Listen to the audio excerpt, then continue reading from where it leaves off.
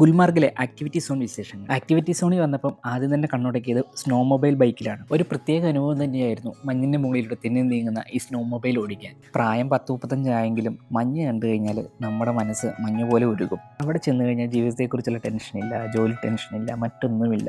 നമ്മളും ഒരു കുട്ടിയായി മാറും. ഒരു ഫ്ലെക്സിബിലിറ്റി ഇല്ല.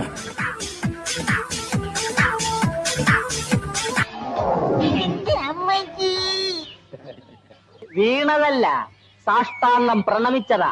വീഴ്ചയിൽ നിന്ന് ഉയർത്തെഴുന്നേറ്റ ജെസ് പൂർവാധിക ശക്തിയോടുകൂടി ഭാര്യയ്ക്കുള്ളൊരു സ്നേഹോപകാരം.